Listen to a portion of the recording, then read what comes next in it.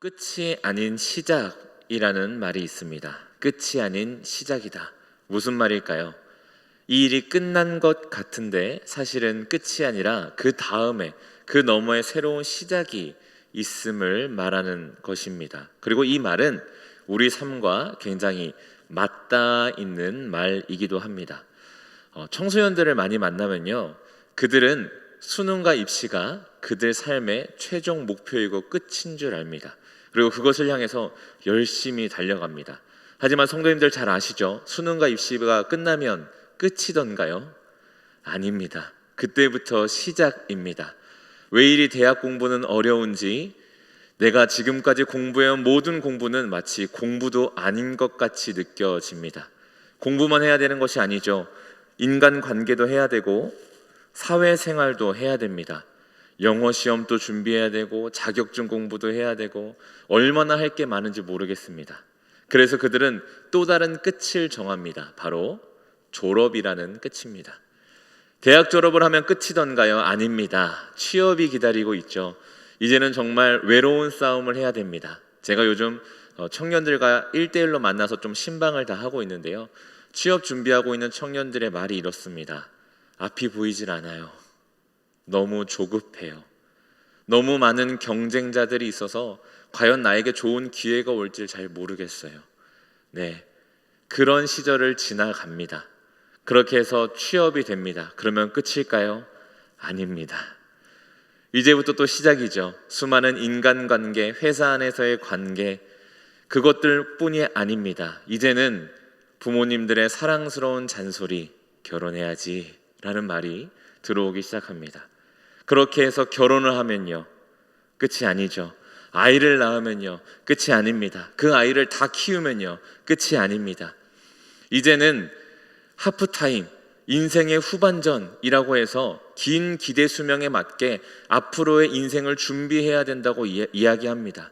그래서 나이가 40, 50, 60 무색하도록 수많은 자격증들과 공부들, 일거리들을 찾아다니십니다.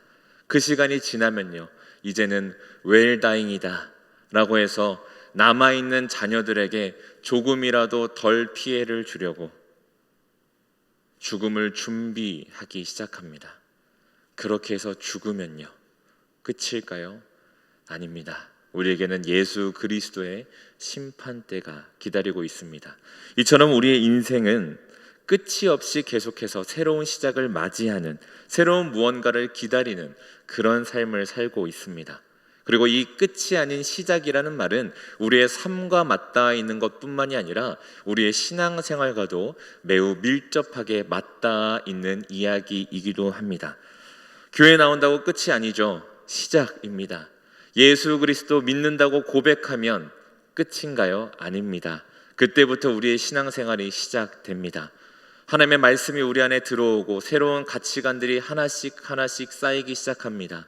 하나님 나라가 우리가 정말 소망하고 바라보아야 될 것이라는 그 믿음이 우리 안에 자라기 시작합니다. 그러면 어떻습니까? 내가 살고 있는 이 세상의 수많은 가치관들과 내가 꿈꾸고 바라는 하나님 나라의 가치관이 부딪히기 시작하고 그 안에 수많은 문제와 갈등들이, 고민들이 찾아오기 시작합니다. 뿐만 아니라 내가 믿음은 있지만 나의 연약함 때문에 잘못 선택하고 실수하는 경우들도 생깁니다. 그리고 그를 통해서 하나님께서 나를 찾아오시고 다시 한번 말씀해 주시고 가르쳐 주시는 그런 훈련의 시간도 거쳐갑니다. 그를 통해서 점차 만들어져 가는, 예수 그리스도를 닮아가는 그런 여정이 시작됩니다. 예수 믿으니 구원받았다, 끝이다 라고 말할 수 없는 것이 바로 우리의 신앙생활입니다. 그런 신앙생활의 모습을 대표적으로 보여주는 것이 바로 출애굽한 이스라엘의 모습입니다. 이스라엘은 출애굽을 했습니다. 얼마나 기뻤을까요? 그들이 그토록 꿈꾸던 해방과 구원을 이루었습니다. 그리고 그 과정은 영화로 제작해도 절대 흥행에 실패하지 않을 만큼 매우 극적이었습니다. 애굽에 내리는 열재앙이 이스라엘에게는 전혀 영향을 미치지 못했습니다. 뿐만 아니라 눈앞에서 홍해가 갈라지고 그 바다 사이로 육지를 건너가는 놀라운 일을 경험했습니다.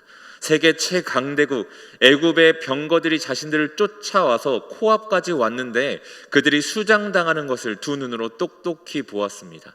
무기 하나 가지지 않고 애굽의 군대를 이겼고 자그만치 60만 명, 남자와 어른만 60만 명이 되는 수많은 사람들이 한 나라를 탈출하는 역사상 찾아볼 수 없는 놀라운 일을 경험한 것이 바로 이스라엘 사람들이었습니다. 얼마나 기쁘고 감격스러웠겠습니까? 그래서인지 출애굽기 15장 1절부터 21절까지의 이스라엘 백성들이 하나님께 올려드렸던 기쁨의 노래가 기록되어 있습니다. 수백 년간의 노예 생활에서 해방된 그 기쁨과 구원의 감격을 담아 하나님 앞에 찬양한 것입니다. 하지만 그들에게 계속해서 찬란한 빛만 비춘 것은 아닙니다. 그렇게 홍해를 지나서 그들이 발을 내디딘 곳은 바로 광야였습니다. 성도님들, 광야가 어떤 곳입니까? 낮에는 뜨거운 햇빛이 비치고 밤에는 추위가 엄습하는 곳이 바로 광야입니다. 불뱀과 전갈이 호시탐탐 노리고 있는 것이 바로 광야이고 먹을 것과 마실 것을 구하기가 너무나 힘든 것이 바로 광야입니다. 출애굽한 이스라엘은 바로 광야로 들어갔습니다. 이런 이스라엘의 모습이 우리의 신앙생활과 너무나 비슷하지는 않습니까? 예수 그리스도를 믿음으로 구원받았습니다. 하지만 우리의 삶은 어떻습니까? 그대로입니다. 아니, 그대로면 다행이지 더 팍팍하게 느껴집니다. 예수 그리스도를 믿는다는 그 믿음의 고백이 나를 구원해 주지만 그것으로 우리의 신앙생활이, 인생이 끝나고 해결되지 않습니다. 온갖 유혹들이 우리의 삶을 노리고 있고 예상치 못한 삶의 환경과 문제들이 우리의 삶을 덮쳐오기가 일쑤입니다.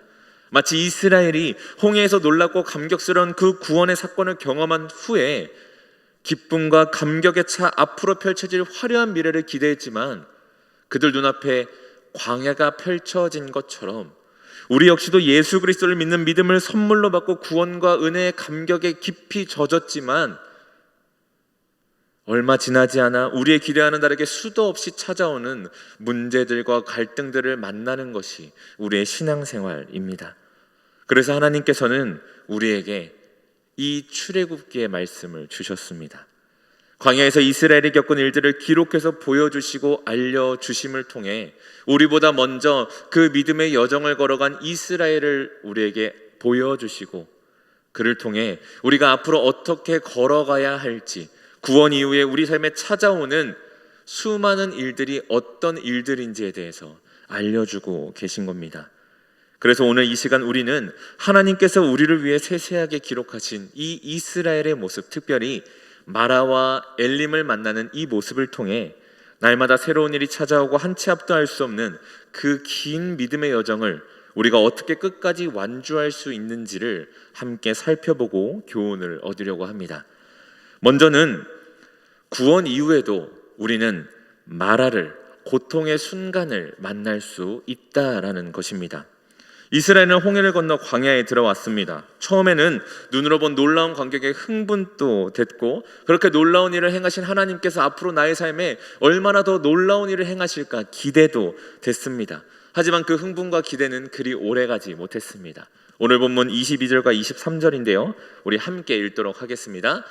모세가 홍해에서 이스라엘을 인도하매 그들이 나와서 수르 광야로 들어가서 거기서 사흘 길을 걸었으나 물을 얻지 못하고 마라에 이르렀더니 그곳 물이 써서 마시지 못하겠으므로 그 이름을 마라라 하였더라. 아멘. 이스라엘은 홍해를 건넌 후에 3일을 꼬박 광야길을 걸었습니다. 그런데 아무리 둘러봐도 그들이 마실 물이 보이지 않았습니다. 이스라엘이 출애굽할 때 혹시 기억나십니까? 하나님께서는 그들에게 은금 패물과 모든 가축들을 다 가지고 가라고 하십니다. 심지어 내가 이때 너희를 나가게 할 것이니 준비하라라고까지 알려주십니다. 그래서인지 이스라엘도 나름 만반의 준비를 했고 3일 정도는 광야에서 괜찮았습니다. 하지만 그 시간이 지나자 그들은 점점 목이 마르기 시작했습니다. 그리고 그들 안에 기대와 흥분은 사라지고 불안감이 스물스물 찾아오기 시작했습니다. 혹시 물이 없다는 것이 얼마나 힘든 일인지에 대해서 경험해 보신 성도님들 계십니까? 저는 선교단체에서 훈련을 받았던 적이 있었는데요. 그때 중국에서 2달간 단기 선교를 한 적이 있습니다. 단기 선교 과정 중에 한 교회 성도님께서 저희 팀을 보고 좀 배려를 해주셔서 바닷가에 있는 아파트 별장을 한번 빌려주신 적이 있습니다. 그곳에서 좀 푹 쉬시면서 남은 선교 일정들 잘 준비하시라고 배려해 주셔서 저희 20명 정도 되는 팀원들이 한 집에서 산 적이 있습니다. 그 집이 굉장히 커서 저희 20명이 먹고 자고 마시기에 전혀 불편함이 없었고, 저희는 선교 생활 중에 만나게 하신 하나님의 축복이다, 선물이다라고 얘기하면서 굉장히 행복한 시간을 보내고 있었습니다. 그런데 어느 날 아침 팀원 중에 한 청년이 사색이 돼서 나오더니 이렇게 이야기를 했습니다. 변기에 물이 안 내려가요. 저희 모두 당황하기 시작했습니다. 처음에는 변기가 막힌 줄만 알았습니다. 근데 다 점검해 보니 단수가 된 것입니다. 수소문을 해서 알아봤습니다. 그랬더니 이 단수가 단순히 이 아파트만 된 것이 아니라 그 지역 전체가 돼서 며칠이 걸릴 줄 모른다라는 그런 대답을 들었습니다. 생각해 보십시오. 20명의 남녀가 한 집에서 물이 없이 며칠을 살아야 합니다. 얼마나 끔찍하겠습니까? 저희 팀은 약간 독특하게 20명의 팀원 중에 목사님이 4분, 사모님이 3분, 전도사님 1분, 그리고 청년보다 40대 이상의 어르신이 70% 이상이 구성된 그런 팀이었습니다. 근데요, 단수 앞에서는 직분도 나이도 아무 소용이 없었습니다. 하루하루 지날수록 그들 안에 불평과 불만이 터져나오기 시작했고 이기적인 모습들이 튀어나오기 시작했습니다. 그 시간을 겪으면서 제가 뼈저리게 느낀 것은 물이 없는 것이 정말 힘든 것이구나. 이스라엘이 광야에서 불평할 만했구나라는 것이었습니다. 이렇게 힘든 상황을 지나가고 있던 이스라엘에게 눈앞에 기적과 같은 일이 일어났습니다. 바로 물이 보이기 시작한 것입니다. 아마 이스라엘 사람들은 흥분해서 달려갔을 것입니다. 그리고 허겁지겁 그 물을 마셨을 것입니다. 근데 그 물이 어떤 물이었습니까? 마시지 못할 물, 바로 쓴 물이었습니다.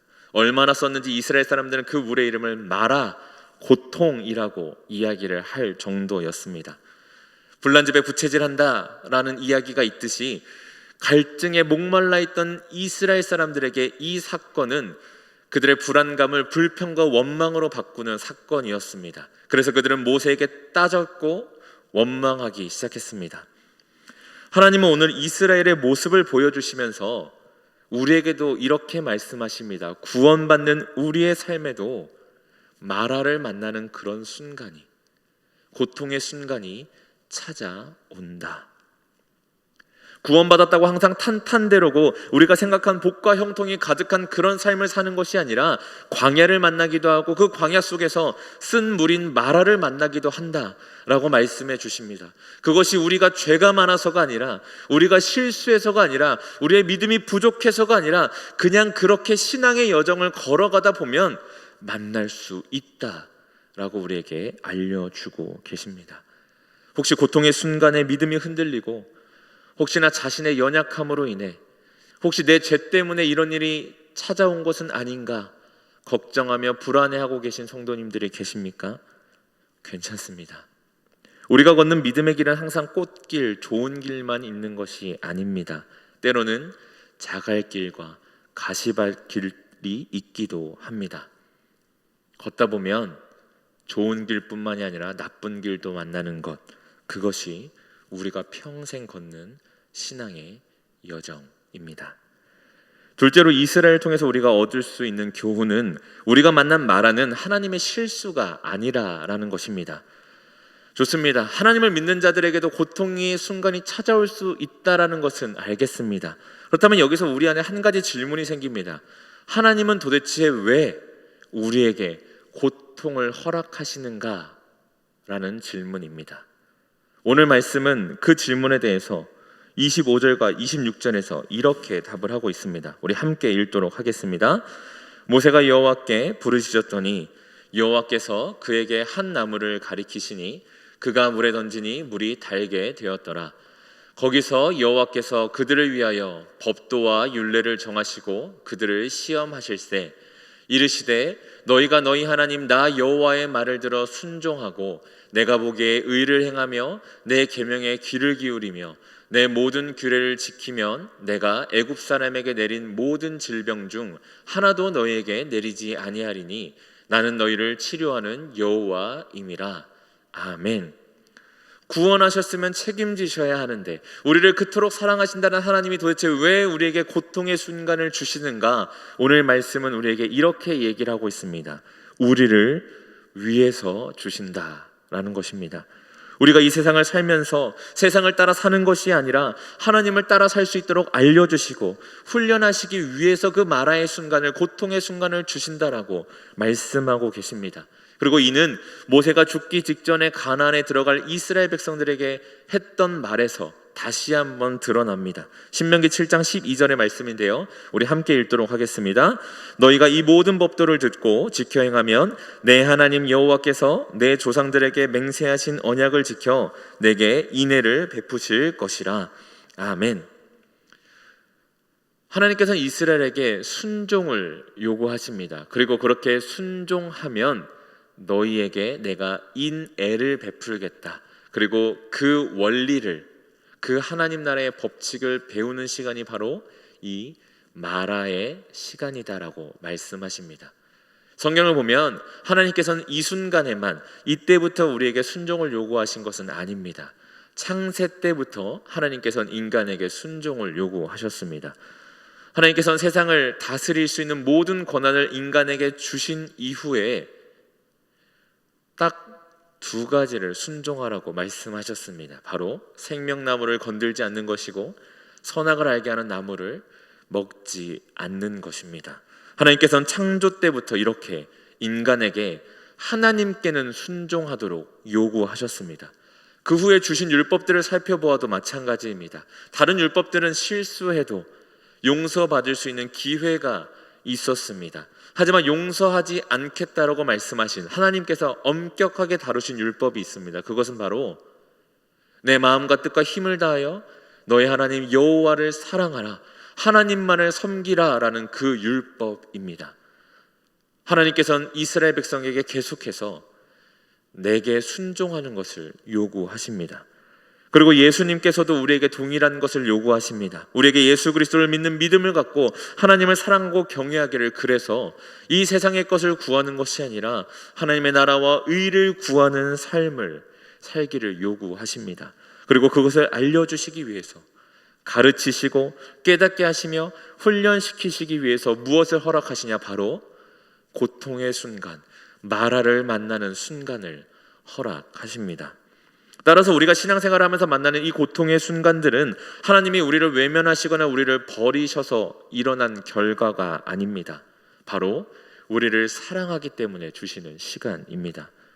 우리를 너무나 사랑하셔서 다시 바른 길로 돌아오기를, 혹은 앞으로 만날 수많은 유혹과 문제들 속에 넘어지지 않도록 그 믿음을 견고히 세우기 위해서 우리에게 주시는 시간입니다. 그렇기 때문에 바울은 고린도 후서에서 이렇게 고백합니다. 고린도후서 6장 10절인데요, 제가 읽어드리겠습니다. 근심하는 자 같으나 항상 기뻐하고. 세상 사람들은 마라를 만난 우리의 모습을 보며 근심하는 자 같아 보인다 라고 이야기를 합니다. 그리고 그렇게 볼 수 있습니다. 하지만 우리는 그 안에서도 기뻐할 수 있어야 합니다. 왜냐하면 그 시간은 하나님께서 우리에게 허락하신 시간이요, 우리가 하나님을 알아가는 시간이며 하나님과 더 깊어지는 시간이기 때문입니다. 우리를 사랑하신다는 하나님의 놀라운 증거이며 우리를 하나님의 백성으로 끝까지 책임지신다는 하나님의 의지 표현이 바로 그 고통의 시간, 마라의 시간이기 때문입니다. 사랑하는 성도님들, 이해할 수 없는 고통의 시간에 서 계십니까? 근심하지 말고 기뻐하십시오. 말하는 하나님의 실수가 아닙니다. 우리 안에서 하나님이 일하고 계신다는, 하나님께서 우리를 너무나 사랑하고 계신다는 증거입니다. 마지막으로 이스라엘의 모습을 통해서 우리가 깨달을 수 있는 것은 엘림에서 안주하면 안 된다라는 것입니다. 마라를 만나고 원망한 이스라엘에게 하나님께서는 마라를 주신 이유에 대해서 설명하시고 그들을 엘림이라는 곳으로 인도해 가십니다. 오늘 말씀 27절에서 엘림에 대해서 이렇게 이야기를 하고 있는데요, 우리 함께 읽어보도록 하겠습니다. 그들이 엘림에 이르니 거기에 물샘 12과 종려나무 70그루가 있는지라. 거기서 그들이 그 물 곁에 장막을 치니라. 아멘. 엘림이 어떤 곳입니까? 샘이 12개나 있고 종려나무가 70그루나 있는 거대한 오아시스였습니다.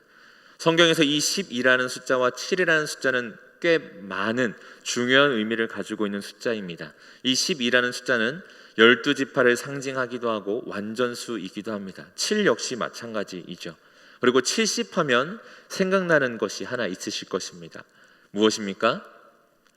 애굽으로 들어갔던 야곱과 그의 가족들이 70명이었습니다. 이처럼 이 70이라는 숫자와 12라는 숫자는 이스라엘 사람들에게 많은 것을 기억나게 할 것이고 또 그 마음에 안도감도 주었을 것입니다.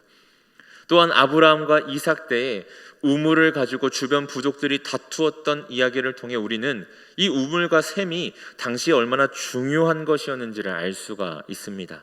그 우물과 샘을 중심으로 부족들이 모였고 그 우물과 샘을 차지하기 위해서 목숨을 걸고 전쟁하는 일도 마다하지 않았습니다.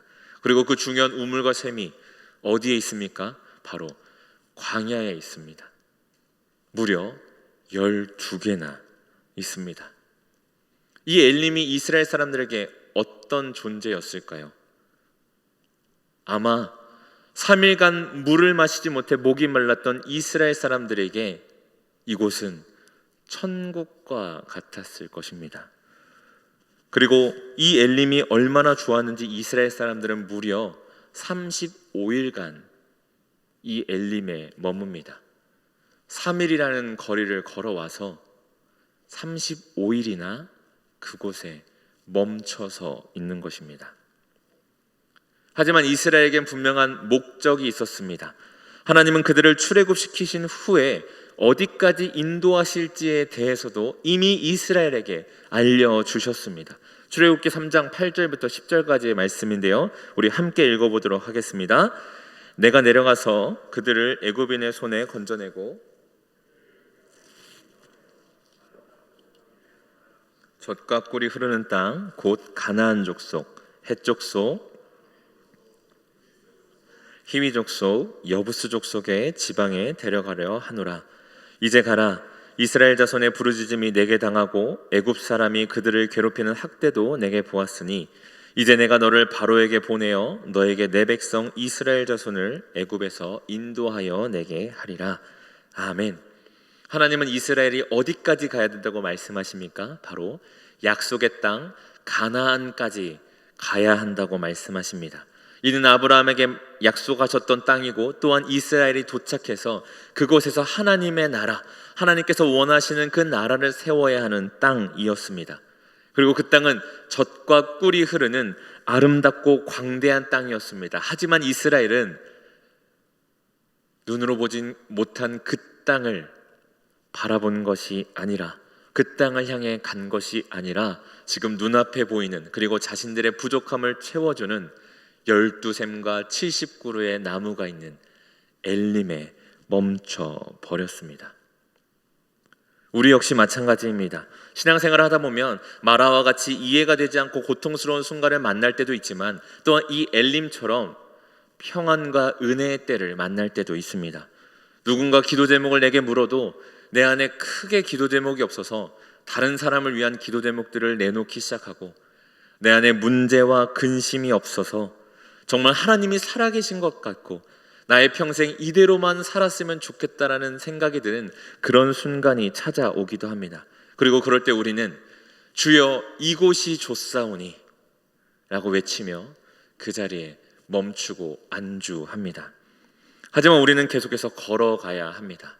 이스라엘의 엘림이 종착지가 아니었던 것처럼 우리 역시 모든 것이 괜찮은 그 순간이 우리 믿음의 여정의 종착지가 아닙니다. 마치 마라톤 결승점을 위해 뛰어가는 선수들을 위해 중간중간 준비된 음료수와 같이 나의 목을 축이고 잠깐 숨을 돌릴 수 있는 그런 순간일 뿐 결승점이 아니라는 것입니다. 우리가 끝까지 소망하며 달려가야 할 곳, 결승점은 바로 하나님의 나라입니다.